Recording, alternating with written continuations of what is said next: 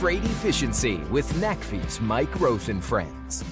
Here in episode 66, we're joined by Kenny Vieth, president of ACT Research, where we talk about Class 8 vehicle production over the last decade, what causes the ups and downs in vehicle sales, and why trucking is not for the faint of heart. We also talk about the impact of housing and industrial production on trucking, what we can expect in terms of vehicle sales through 2027, and the impact upcoming emission standards will have on our industry. Today we have joining us Kenny Vieth. He's the president of ACT Research, and it's a real pleasure having him on today. Been friends many years, and so welcome, Kenny. Oh, thank you very much, Mike. Glad to be with you. Yeah, I'm real excited about this conversation. I mean, you have a unique place in commercial vehicles where you help us all think about, trends and markets and the future. And we're going to get into all that, but it's always a pleasure talking to you. And I always get my head spinning with numbers. And so I'm sure we'll do that a little bit, but this is, this podcast is Freight Efficiency with Mike Roth and Friends. And so I always like to ask, do you remember when we first met and became friends? So I'm going to, so I remember, and I don't know whether it was the spring or fall, and I want to say it was probably about 2012, and we were involved in, I think our Venn diagram kind of happened. We went from null set to Venn diagram, over the natural gas, becoming a thing. I think, you had recently left Navistar and started up NACFE, and you and Letty came to at least one, if not two, of our seminars back around 2012. Yeah, I'm thinking that's about right. So there, NACFE started in 2010, and we were kind of getting our feet under us. I was trying to think before we set up this recording whether or not I knew of ACT Research before I left Navistar, but I never really, I had one job there that was manufacturing strategy where I probably had to think about, line setting and order board and all that sort of thing. But anyway, here we are. And I remember as we started up NACFE, one of the things I was worried about was just like my personal access to the industry and to it, and some of the information, big companies, you have access to things, and I was worried about starting it up, and you guys and your dad were very kind to NACFE in the early days. So yeah, thanks for that. I think the history of ACT Research is important and quite interesting, Kenny. So you mind taking us through how did the organization get started, and how old are you, and maybe over the course of the, I know, decades, kind of how has the business changed or not? Take us through that if you don't mind. Sure. So you started off, or you just mentioned Ken, and I think one of the that natural gas connection. We were kind of small, and we didn't have a lot of people in 2011. Not that we're large today. Don't get me wrong by any stretch. But we're seeing natural gas was becoming a thing, so we needed to understand it. And we didn't have any spare analysts, so Ken kind of dusted off his management role, or stepped out of his management role and actually became an analyst for a bit, to the point that we were calling him Mr. Natural Gas because he was so firmly believing that natural gas was going to work. The problem, of course, with natural gas, at least at that time, was all of the engine sizes were not available, and also the single the single dependent variable was diesel prices or diesel prices relative to natural gas prices. But stepping back from there, so my father started the ACT Research back in 1986. He was a Cummins lifer, and he was I think he left. He took an early retirement at 46 years old. As people can't do that these days, but he took an early retirement, and Cummins basically allowed him to take his job with him, which was one of the things he was doing was getting data from all the OEMs every month and aggregating it and then returning it back to the OEMs, protecting everybody's, confidential data, but sharing the industry totals. If you think, back in the early 80s when Ken started that, there was a lot of whipsawing, whether it was, uh, whether it was the recessions or whether it was inflation or whether it was the deregulatory environment. It was very difficult to manage commercial vehicle production. So he got the OEMs to get together at that time. I was employee number one. I will freely admit that nepotism got me my job. So there is that. I think it's worked out. I think it's worked out, Ken. Yeah, it's worked out. So I like to think talent has allowed us to grow the job, but not telling any secrets that that I might have not been a first choice hire at a lot of places. But be that as it may, we've grown from that very kind of narrow tactical data collection of what are orders doing, backlogs, production, inventory, sales. We started with Class 8 and then we went to medium duty. Then we did that with trailers back in the early 1990s. We added forecasting in the mid 1990s, and we started with used truck data collection in the right around 2001 2002, and today we've gone from 2 people in 1991 when I joined Ken, and I want to say by 2000 we were about 4 people, and flashing forward, we're I think 18 people today. We've got a very strong team. My goal is always to hire people that are smarter than I am. Mm-hmm. And when you're in a kind of an intellectual property shop, smart people are good to have around you. Right now our Venn diagram continues to we with NACFE and ACT.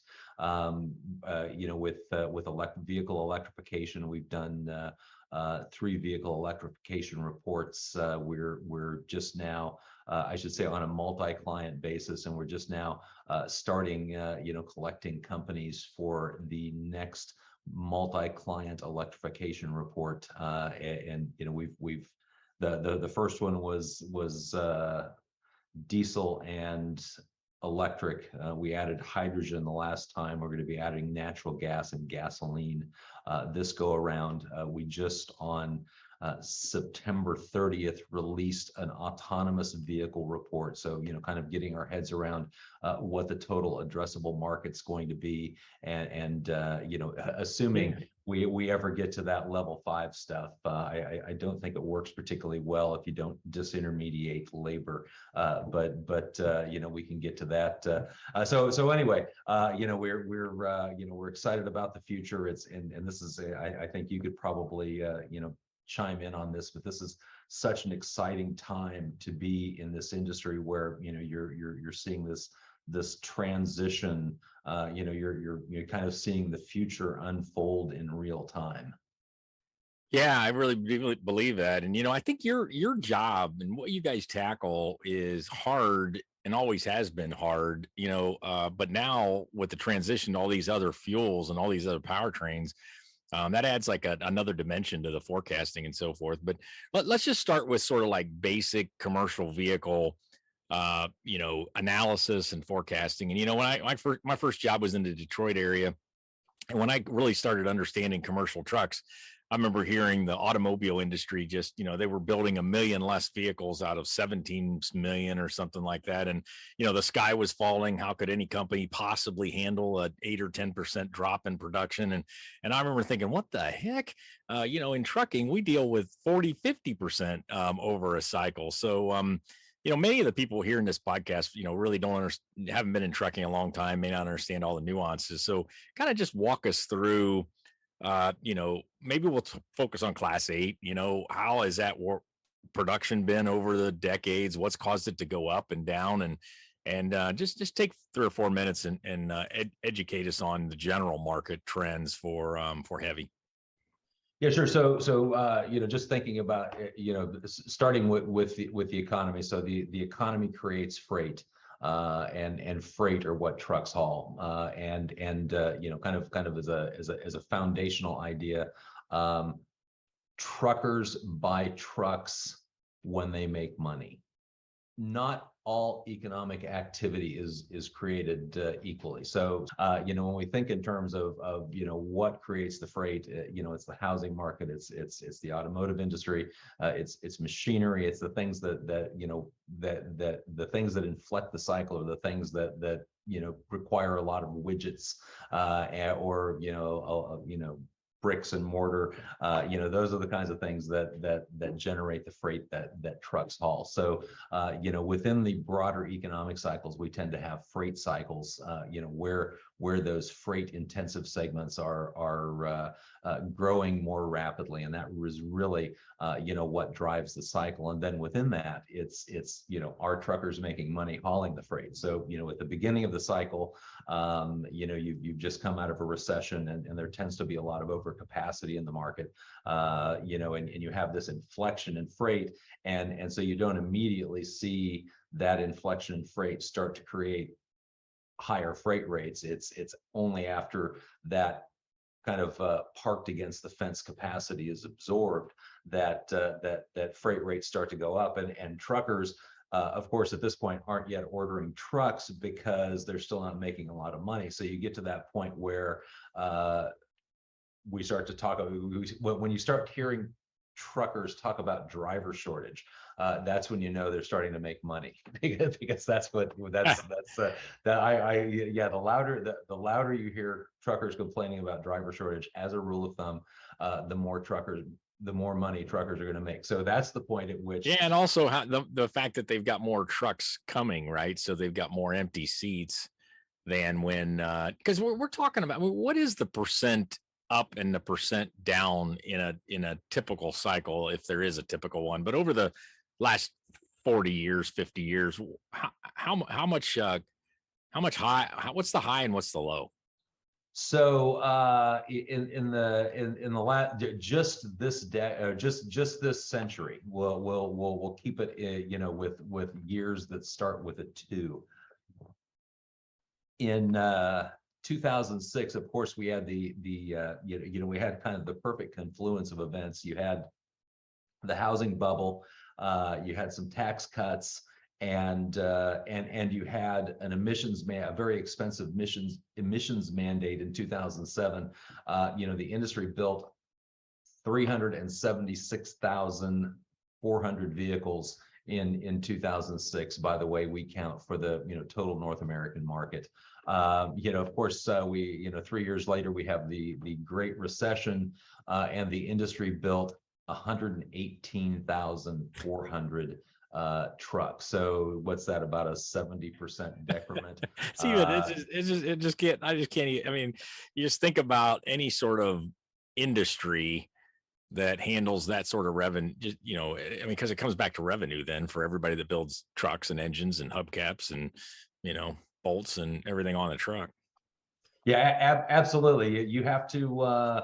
This is not an industry for the faint of heart, because that's an extreme exaggeration, but kind of an exaggerated cycle, because of the pre-buy on one end, and the worst recession since the Great Depression in 2009. But even if we look more recently, the industry did 323,000 Class 8 units in 2015, did 228,000 units in 16, did 345,000 units in 2019, did 214,000 units in 2020.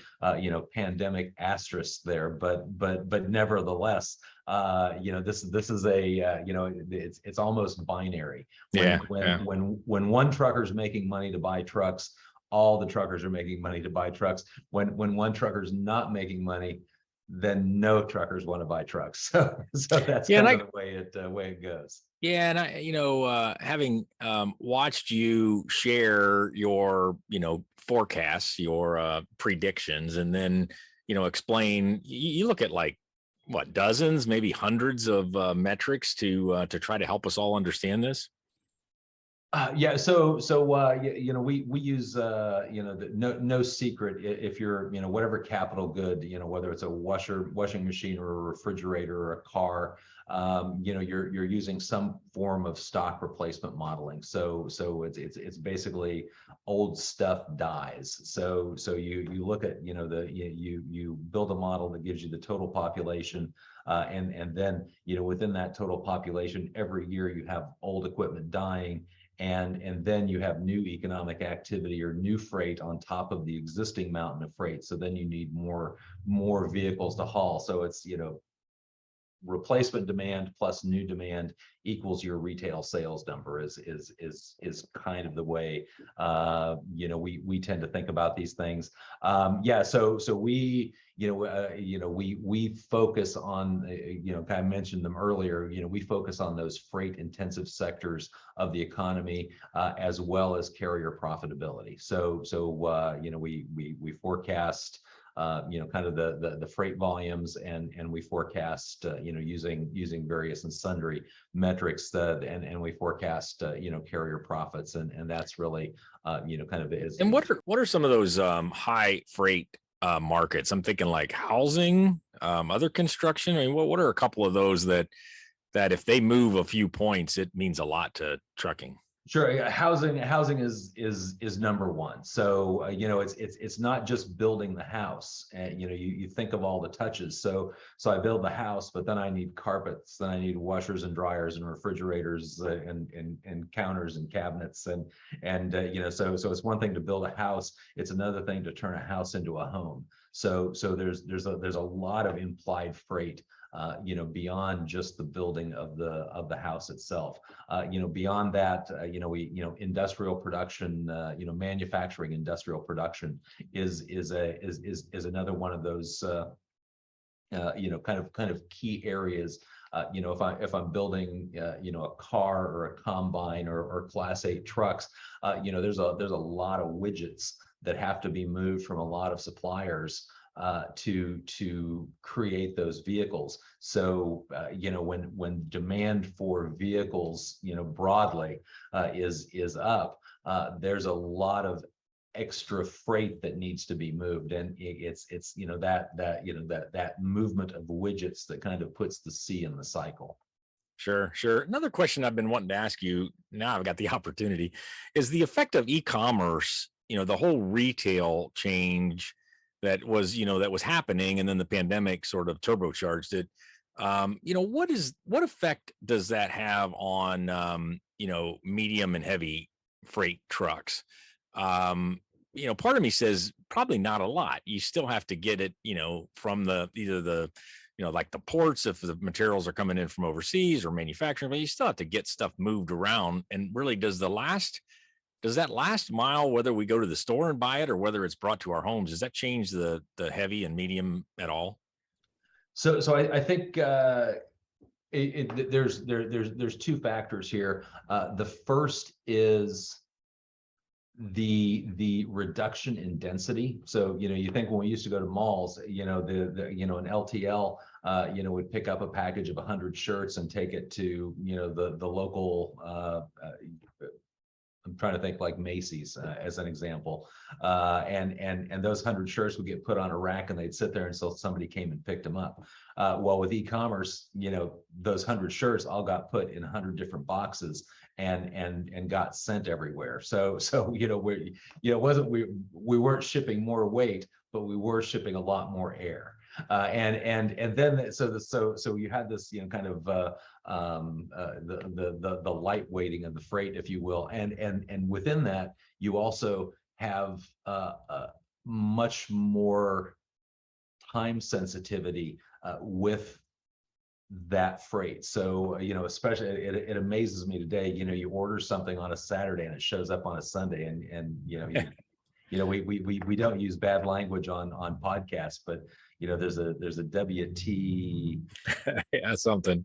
something like that they just like, why are you bringing this to me on a Sunday? So there's that time definite. I think the big thing is that time definite nature of freight is also a component of this, because when you took that 100 shirts to the mall, they didn't have to get there on time, and they sat there until they sold. And now, because online retailers are promising next day or 2 day or ASAP freight, there's a lot more priority freight. So I think that's and if we look at the big the big, say, publicly traded companies, like a Knight Swift or a Werner or a JB Hunt, those guys are they've really transitioned their business models over the course of the past couple of decades, recognizing the value of that regional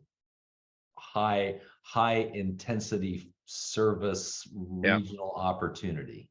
I do think if the freight's getting lighter, that actually could be giving us a false sense of improved miles per gallon because we're hauling less freight. But we've got more trucks doing it, and that's not good for the total amount of gallons burned to move the freight. And that's always, the economy has such a moving target for the freight. It's hard to tell a lot of these things. So let's get real granular on the next few years. So, walk us through the dynamics around, how many trucks are going to be built here in 2022. What dynamics would occur in 23, 24, 25, however far you feel comfortable going out, and helping us think about the market going forward, and maybe just give us a little flavor of how some of these alternative fuels might play into the next number of years. So we start with all of this starts with trucking, and I think there have been barriers to entry. I think the Drug and Alcohol Clearinghouse has put yet another barrier to entry to new drivers coming into the market. You look at demographics. We're looking at 0.2% per year labor force growth in the United States as we look out through this decade. So there are not a lot of warm bodies. So the next time we get a sniff of kind of an upcycle, we're going to go right back into a significant driver shortage. So I think one of the things that's different is there's just not a lot of warm bodies. And truckers complain about the regulations, but they should actually send a bottle of wine to the FMCSA every year for making their jobs harder. Because if you're good at what you do, and the government makes your job harder, they're making it even harder for somebody who's not good at what you do. So we've seen an increase in freight rates. We're looking at a downturn. So all-time record profits for the carriers in 21. The coin is spinning right now whether 22 will be slightly better or slightly worse than 2021. 2023, we're looking for a fairly significant drop in rates and profits in 23. But that's 2023's profits are going to drop to the fourth best year ever, because we've reset the bar on rates. And so while profit margins are down, if we just look, kind of straight up on a free cash basis, truckers are still going to make a lot of money in 2023. And if you want to have an it's different this time, the four most dangerous words in the English language, it's that carrier profits are substantively different from here and on a positive basis. Looking forward, the Fed is raising interest rates, quite aggressively. They let inflation get away from them. If you look at core PCE, which is the Fed's preferred metric, it's hot right now. In 2 of the last 3 months, core PCE has been up 0.6%, and that's 7.2% annualized.